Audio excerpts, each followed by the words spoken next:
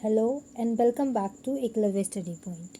तो आज हम क्लास 9 की हिंदी बुक क्षितिज से चैप्टर 9 कबीर की साखियाँ एवं शब्द जिसका पार्ट 2 डिस्कस करने जा रहे हैं।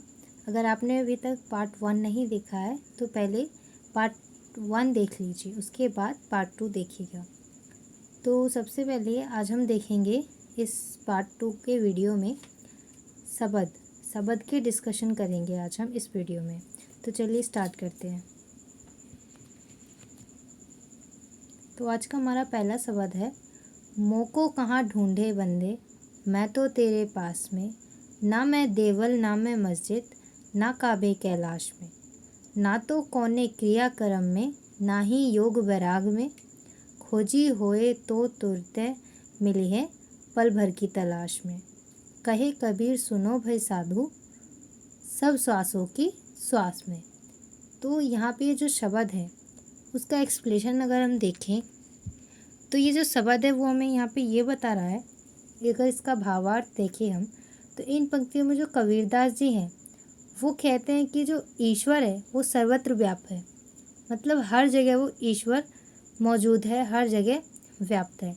लेकिन अपनी अज्ञानतावश मनुष्य ईश्वर की खोज में जीवन भर भटकता रहता है, क्योंकि मनुष्य को ये ज्ञात नहीं है कि भगवान ईश्वर जो है वो हर जगह व्याप्त है। तो इसलिए क्या होता है, वो पूरे जीवन भर ईश्वर को ढूंढते रहता है और भटकते रहता है।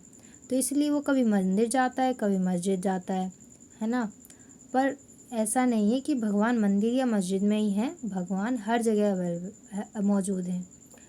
कभी काबा में तो कभी कैलाश में ईश्वर को ढूंढते रहते हैं। कभी कोई मंदिर जाता है, कोई काबा जाता है, कोई कैलाश जाता है ना। और कभी उस ईश्वर को पाने के लिए पूजा पाठ करते हैं, कभी तंत्र और मंत्र करते हैं। या फिर जो साधु है उसका चोला पहनकर वैराग्य धारण कर लेते हैं ताकि उनको ईश्वर की प्राप्ति हो जाए, वो ईश्वर तक पहुंच जाए। पर ईश्वर तो सर्वत्र व्याप्त हैं और इस प्रकार वह अपना सारा जीवन जो है ईश्वर के खोज में व्यर्थ कर देता है। लेकिन ये सब जो है वो बाह्य आडंबर या दिखावा से और कुछ नहीं है कि भगवान को आप ढूंढने के लिए मंदिर जा रहे हैं, मस्जिद जा रहे हैं। ये सब चीज़ें जो हैं एक आडंबर या दिखावा, इससे आगे कुछ नहीं है। ये सारी जो चीज़ें हैं वो आडंबर या दिखावा से आगे कुछ भी नहीं है। और जो कबीरदास जी हैं उनके अनुसार भगवान तो मनुष्य के अंदर ही, उसकी आत्मा में ही बसते हैं। वह हर जीव के भीतर ही विद्यमान है। अगर आप भगवान को ढूंढना चाहें तो भगवान आपके अंदर ही, आपकी आत्मा में मौजूद हैं और वो जो है वो हर जीव के भीतर ही विद्यमान होते हैं ईश्वर। उनसे मिलने के लिए आपको किसी बाहरी आडंबर की ज़रूरत नहीं है और ना ही कहीं जाने की। अगर मनुष्य सिर्फ अपने अंदर की अगर आप सिर्फ अपने अंदर को झाँक कर देखते हैं तो उसे ईश्वर पल भर में मिल जाता है। होता क्या है कि हम भगवान को ढूंढने यहाँ जाते हैं, वहाँ जाते हैं, मंदिर, कैलाश, पता नहीं कहाँ कहाँ जाते हैं। पर होता क्या है कि भगवान को हम अपने अंदर नहीं ढूंढते, हम अपने अंतरात्मा में नहीं ढूंढते। इस वजह से क्या होता है, हमारा जीवन बीत जाता है पर हमें ईश्वर की प्राप्ति नहीं होती है। तो इसीलिए सबसे पहले आप अपने अंदर झाँक कर ढूंढिए, आपको ईश्वर अवश्य मिलेंगे। तो यहाँ पे कबीर यह बताना चाह रहे हैं, यानी अगर सरल शब्दों में इसका अर्थ कहें तो जो ईश्वर है वो कण कण में निवास करता है। उसको ढूंढने के लिए कहीं जाने की भी ज़रूरत नहीं है, बस आपको सच्चे मन से उसे देखना होता है। भगवान क्योंकि हर जगह मौजूद होते हैं, तो इसलिए अगर आप भगवान को सच्चे मन से देखेंगे तो वो आपको दिखेंगे। कबीर यहाँ पर ये बताना चाह रहे हैं। तो आई होप कि जो हमारा शब्द था फर्स्ट वो आपको समझ में आया होगा। तो जो नेक्स्ट हमारा शब्द है वो यहाँ पे ये कह रहा है कि संतो भाई आई ज्ञान की आंधी रे। जो संत भाई हैं उनको कबीर जी यहाँ पे कह रहे हैं कि ज्ञान की आंधी आई है, भ्रम की टाटी सबे उड़ानी, माया रहे न बांधी, हिच्चित की दवे थुनी गिरानी, मोह बलिंडा टूटा, तृष्णा छानी परी घर उपरी, कुब्धि का भांडा फूटा, जोग जुगती काया का निकस्या, हरि की गति जब जानी, आंधी पीछे जो जल बूठा, प्रेम हरि जन भीना, कहे कबीर भान के प्रगटे, उदित भया तम खीना। तो हम इस शब्द का व्याख्या देखते हैं, भावार्थ देखते हैं। तो जो कबीरदास जी हैं वो इन पंक्तियों में ये बता रहे हैं कि जो ज्ञान के महत्व को बड़ी सरलता से समझा गया है। उन्होंने ज्ञान की तुलना जो है वो आंधी से करते हुए कहा है कि जिस प्रकार आंधी अगर आती है तो कच्ची झोपड़ी को भी उड़ा लेके जाती है, और जो दीवारें हैं वो अपने आप गिर जाती है। अगर बहुत तेज़ आंधी आए तो झोपड़ी को तो उड़ा ले जाएगी और दीवारें जो है वो अपने आप गिर जाती है और वे बंधन मुक्त हो जाते हैं।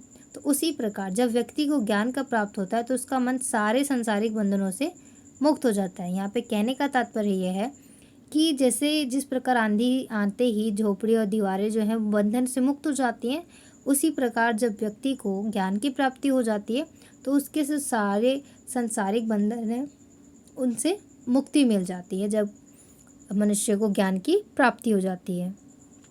फिर आगे कबीरदास जी कहते हैं कि झोपड़ी की जो दीवारें हैं वो गिरने के बाद जब छत को गिरने से रोकने वाला लकड़ी का टुकड़ा जो खंभे को जोड़ता है वह भी टूट जाता है तो छत भी स्वतः ही गिर जाती है। तो जिस प्रकार जो लकड़ी होती है जो छत को जोड़ी रहती है, तब झोपड़ी टूट जाएगी, फिर उसके बाद जब वो लकड़ी भी टूट जाती है जो छत बचता है वो भी अपने आप गिर ही जाता है ना। और छत के गिरते ही झोपड़ी के अंदर रखा हुआ सारा सामान भी नष्ट हो जाता है। उसी प्रकार ज्ञान के प्राप्त होते ही मनुष्य की सभी विकारों, लोभ, मोह, लालच, जाति पाति, स्वार्थ आदि से मुक्त हो जाता है। तो जिस प्रकार छत भी अपने आप गिर जाती है, उसी प्रकार जब मनुष्य के ज्ञान की प्राप्ति होती है तो वो जितने भी मोह माया लालच होता है उन सब से अपने आप ही मुक्त हो जाता है मनुष्य। कबीरदास जी यहाँ पे ये बताना चाह रहे हैं। फिर परंतु जिनका घर मजबूत होता है, यानी जिनके मन में कोई छल कपट नहीं होता, उन पर आंधी तूफान का भी कोई फर्क नहीं पड़ता। जिस प्रकार किसी भी मजबूत घर को आंधी तूफान से कोई फर्क नहीं पड़ता, वैसे ही अगर आपका मन में कोई छल कपट नहीं है, किसी भी प्रकार का कोई बुरे विचार नहीं है, छल कपट नहीं है, तो चाहे जितनी भी आंधी तूफान आए आपको कोई प्रभाव नहीं पड़ेगा। अर्थात ज्ञानी व्यक्ति को कोई भी सांसारिक चीज़ डगमगा नहीं सकती है। तो यहाँ पे कहने का तात्पर्य यह है, जब आपको ज्ञान अच्छे से प्राप्त हो जाएगा तो जो सांसारिक जितनी भी चीज़ें हैं वो आपको बिल्कुल भी डगमगा नहीं सकती हैं, है ना। तो फिर जब आंधी आती है, फिर आंधी के बाद जब बरसात होती है तो वे जो सारी गंदी चीज़ें होती हैं उसको धोकर साफ़ कर देती हैं। तो उसी प्रकार जब ज्ञान की प्राप्ति होने के बाद जो मनुष्य का मन जो है वो निर्मल हो जाता है, क्योंकि हमें ज्ञान की प्राप्ति हो जाती है तो हमारे अंदर की जितनी भी गंदगी होती है, जितने भी सारे धूल मैल होते हैं वो सारे निर्मल हो जाते हैं, साफ़ हो जाते हैं, और फिर जो व्यक्ति है वो ईश्वर की भक्ति में लीन हो जाता है। तो इस प्रकार यहाँ पे कबीरदास जी ने हमें छत का और दीवार का सहारा लेकर एग्जाम्पल देकर हमें ये बताना चाहा है कि जब मनुष्य को ज्ञान की प्राप्ति हो जाती है तो उसको जो जितने भी सांसारिक मोह माया होते हैं उन सब से छुटकारा मिल जाता है, और जितने भी आडंबर हैं उनसे कोई प्रभाव नहीं पड़ता मनुष्य को, और उसका मन एकदम निर्मल हो जाता है, साफ़ हो जाता है, और फिर जो है वो ईश्वर की भक्ति में लीन हो जाता है।